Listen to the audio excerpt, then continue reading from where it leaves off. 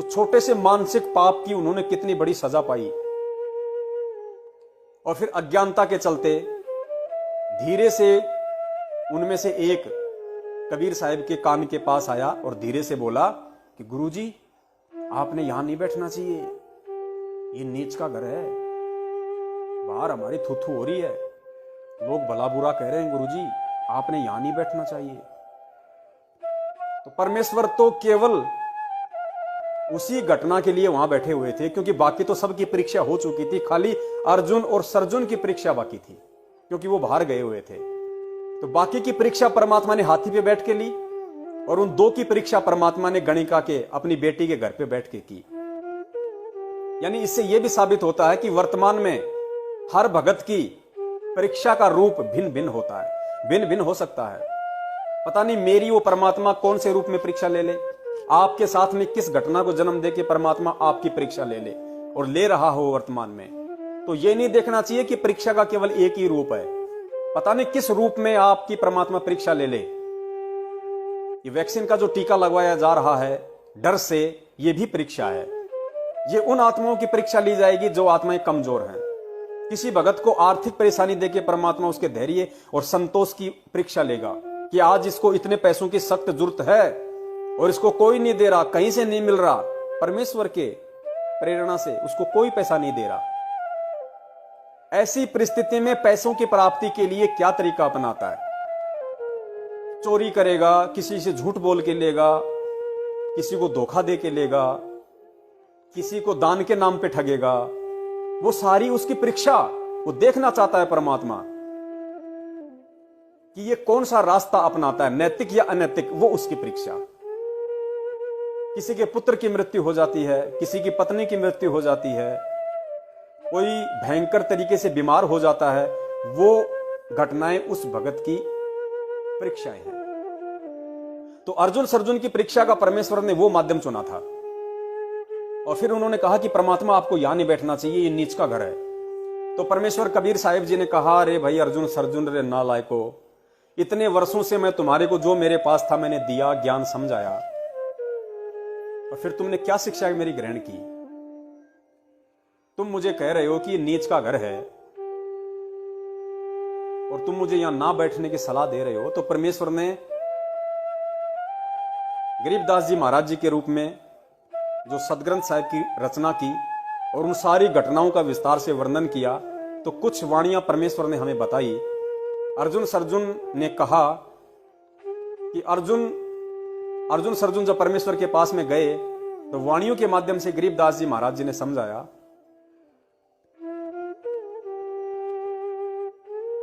वाणी है परमात्मा की, दास को ध्यान नहीं आ रही है। हाँ, गरीबदास जी महाराज ने लिखा है कि अर्जुन सर्जुन बावड़े सतगुरु की प्रतीत, कि जो बाहर गए हुए थे अर्जुन सर्जुन, वो सतगुरु की प्रेरणा से, सतगुरु के शब्द रूपी आदेश से कि भाई अब आ जाओ। तो अर्जुन सर्जुन बावड़े, बावड़े यानी ये हरियाणा का शब्द है, बावड़े यानी वापस आए। जैसे कोई पिता अपने पुत्र को किसी काम के लिए भेजे और फिर वो चाहे कि ये ना जाए तो उसको कहता है कि भाई वापस बावड़ जा, वापस बावड़िया, वापस आ जा। तो अर्जुन सर्जुन बावड़े जहां गए हुए थे वहां से वापस आए। अर्जुन सर्जुन बावड़े सतगुरु की प्रतीत, सतगुरु की प्रेरणा से। और सतगुरु यहां ना बैठियो, यो द्वारा है नीच। उन्होंने कहा कि परमात्मा यहां मत बैठना, यो नीच का द्वार है, यो नीच का घर है।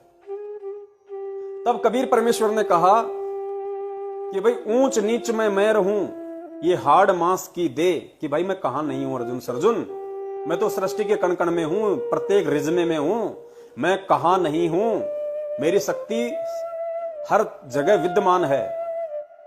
तो ऊंच में भी मैं हूं, नीच में भी मैं हूं, जिसको तुम समझते हो अपनी थ्योरी से। जो पंडित है उसको तुम ऊंच कह देते हो, जो नीची जाति में उसको तुम नीच कह देते हो, ये तुम्हारी अपनी परिभाषा है। जबकि अध्यात्म में ऊंच नीच की परिभाषा जाति के हिसाब से नहीं, गुरुदेव ने बताई उसके कर्मों के हिसाब से होती है। अगर एक शूद्र वर्ण का व्यक्ति यदि अच्छे कर्म करता है तो वो ब्राह्मण है, और एक ब्राह्मण वर्ण में उत्पन्न व्यक्ति यदि नीच कर्म करता है, शराब पीता है, मांस दारू बीड़ी गुटखा काला बाजारी चोरी जारी शास्त्र विधि को त्याग के मनमाने तरीके से भक्ति करता है, तो वो नीच है। तो परमेश्वर ने कहा कि ऊंच नीच में मैं रहूं ये हाड़ मांस की दे, और अर्जुन सर्जुन समझियो तुम करियो शब्द सने, कि नालायको तुम इस चीज के चक्कर में पड़ना छोड़ दो कि मुझे कहां रहना है, कहां नहीं रहना, कहां बैठना, कहां नहीं बैठना। मुझे शिक्षा देके मेरे गुरु बनने की कोशिश मत करो।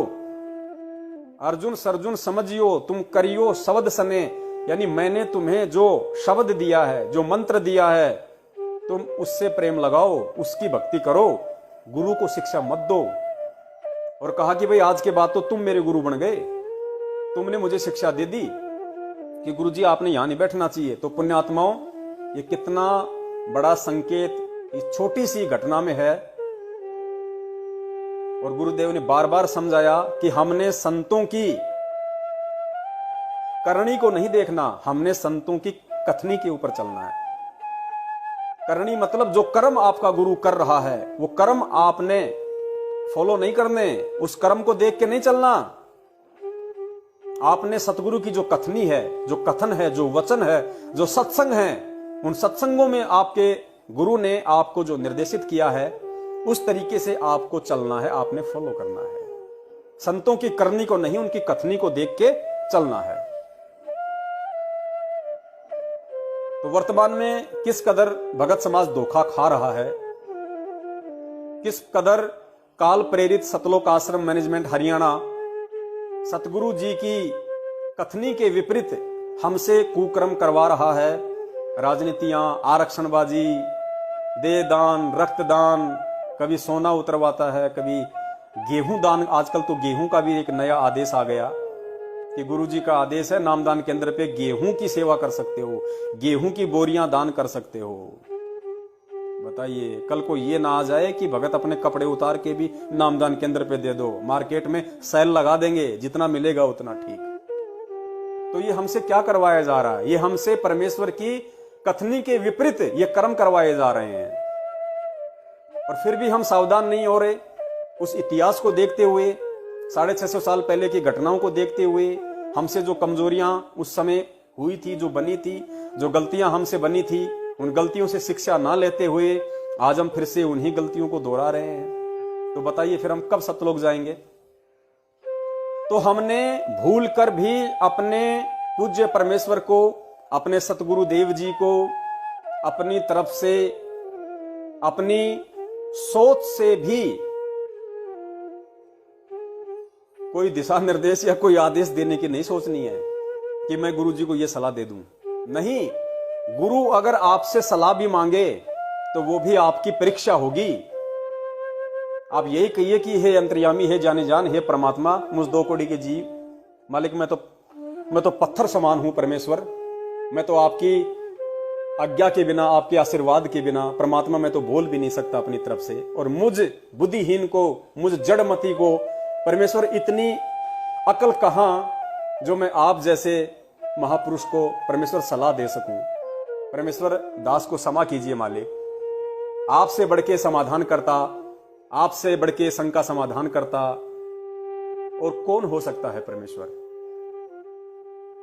तब परमात्मा खुश होते हैं, वो परीक्षा होती है। और सतलोक आश्रम मैनेजमेंट हरियाणा ने यही तो गलती की। राष्ट्रीय समाज सेवा समिति सन 2012 में बनी।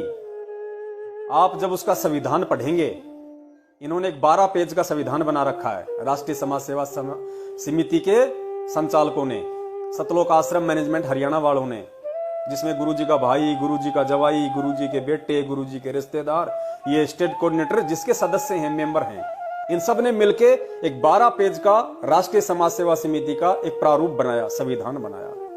उस प्रारूप के नियम नंबर 12 को जब आप ध्यान से पढ़ेंगे, नियम नंबर 12 जब आप उसको ध्यान से पढ़ेंगे तो उसमें लिखा हुआ है, क्या लिखा हुआ है राष्ट्रीय समाज सेवा समिति के इन महापुरुषों के द्वारा, कि राष्ट्रीय समाज सेवा समिति संत रामपाल जी महाराज जी से किसी भी कार्य में कोई दिशा निर्देश नहीं लेगी। संत रामपाल जी महाराज जी का काम केवल शास्त्रों का अध्ययन करना, निष्कर्ष निकालना और उसके बाद सत्संग करना ही रहेगा। अन्य सभी प्रकार की जिम्मेदारियों से संत रामपाल जी महाराज जी को फ्री रखा जाता है, मुक्त रखा जाता है, मुक्त किया जाता है।